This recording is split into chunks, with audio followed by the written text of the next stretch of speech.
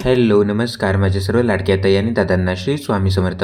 तुम्हा सर्वांना आजचा दिवस खूप छान जाऊ ही स्वामींच्या चरणी प्रार्थना. मी गजानन नाईक तुम्हा सर्वांचे माझ्या यूट्यूब चॅनलवरती मनापासून स्वागत करत आहे. तर आजच्या व्हिडिओमध्ये शेअर करणार आहे की मी स्वामींची सेवा कशाप्रकारे करतो. आणि आता बरेच दिवस झाले होते मी स्वामींची सेवा केली नव्हती. म्हणजेच जे माझं देवघर आहे तर देवघरातील जे सर्व देव होते तर त्यांची मी सेवा केली नव्हती. कारण गुरुवारचा जर तुम्ही व्हिडिओ बघितला असेल तर तेव्हा मी काही कारणामुळे आत्याकडे गेलो होतो.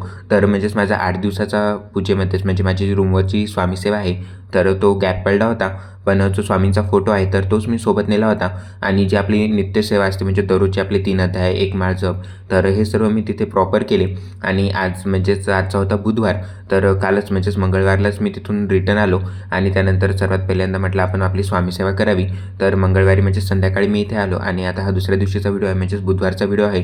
त्याचबरोबर आता उद्याचा आहे गुरुवार.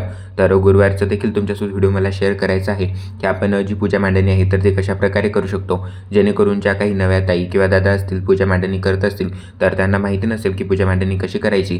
तर एकदम साध्या आणि सोप्या पद्धतीमध्ये तुम्हाला ती माहिती मिळून जाईल. आणि ऑलरेडी मी याबाबत व्हिडिओ देखील अपलोड केलेले आहेत आपल्या यूट्यूब चॅनलवरती. तर तुम्ही ते बघितले नसेल तर नक्की बघा.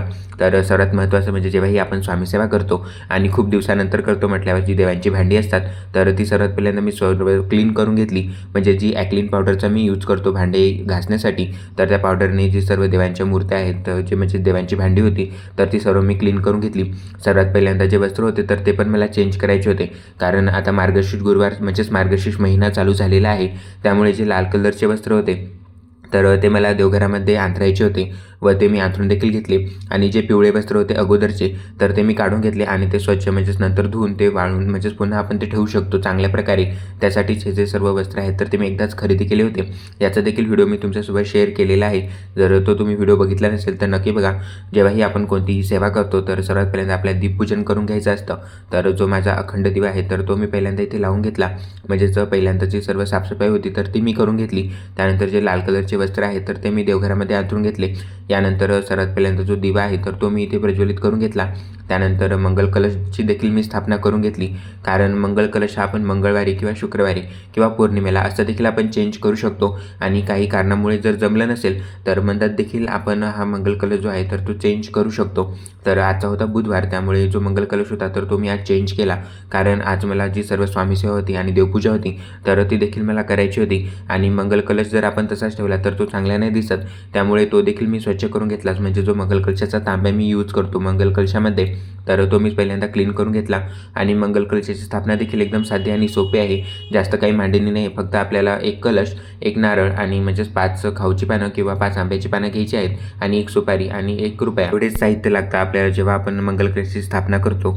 तर सर्वात पहिल्यांदा जो मंगल कलश आहे तर तो मी इथे स्थापन करून घेतला. त्यानंतर जो नारळ होता तर त्याला देखील मी हळदी कुंकू लावून घेतलं. त्याचबरोबर जी देवांची फोटो होती आणि मी देखील स्वामींचा जो फोटो आहे तर तो मी माझ्यासोबत नेला होता.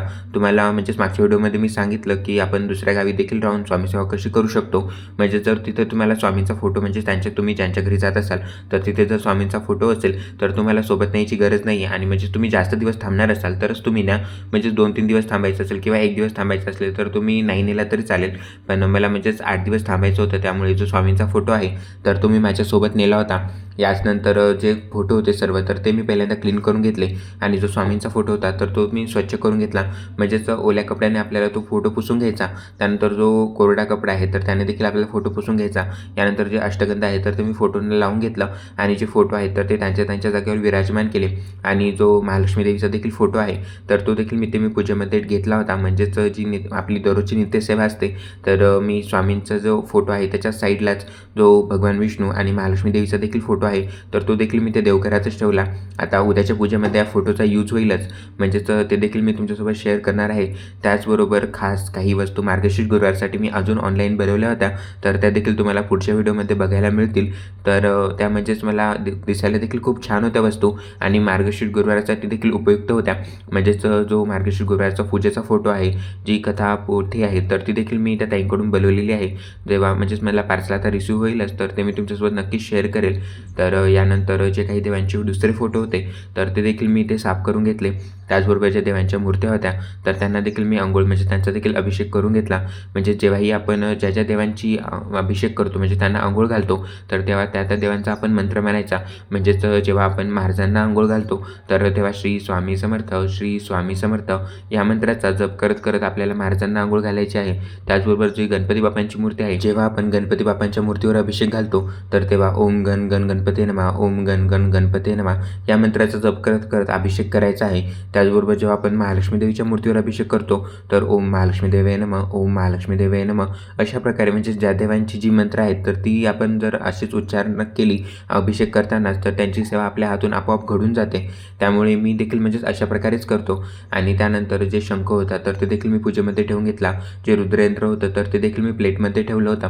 म्हणजे जेव्हाही आपण रुद्रयंत्र किंवा श्रीयंत्र आपल्या देवघरामध्ये ठेवतो तर तुम्ही म्हणजे प्लेटमध्ये ठेवा ते आणि त्यावरती म्हणजे जे रुद्रयंत्र आहे तर त्याच्यावरती आपल्याला रुद्राक्षाची माळ ठेवायची आहे आणि जे श्रीयंत्र असतं तर त्याच्यावर आपल्याला कमळगट्ट्याची माळ ठेवायची आहे.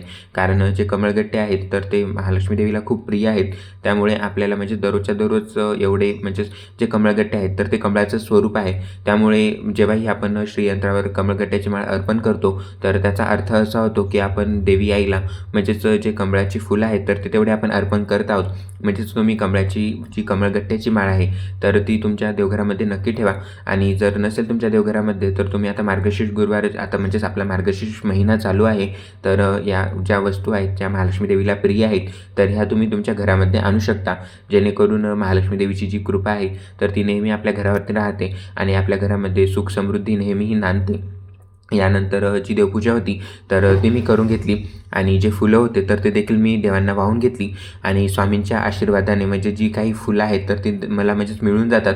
त्यामुळे मला स्वामी सेवा करायला देखील खूप आवडतं आणि स्वामी माझ्या हातून त्यांची सेवा करूनच घेतात. त्यानंतर जी नित्यसेवा आहे म्हणजेच महाराजांची एक माळ जप, त्यानंतर जे अध्यायवाचन करायचे होते तर ते देखील मी करून घेतले. आणि जी आजची स्वामी सेवा आहे तर ती अशा प्रकारे झालेली आहे. आता यानंतर म्हणजेच उद्याच्या पूजेची देखील मला तयारी करायची होती. कारण उद्या आहे मार्गशीर्ष गुरुवार आणि त्याचबरोबर दत्त जयंती देखील आहे. त्यामुळे पूजा देखील 2 होत्या आणि याची देखील मला आता तयारी करायची होती. त्यामुळे आज म्हणजेच आजपासूनच ती तयारी आहे तर ती मी करून ठेवणार आहे. कारण सकाळी एवढं सगळं करून त्यानंतर ऑफिसला देखील मला जावं लागतं.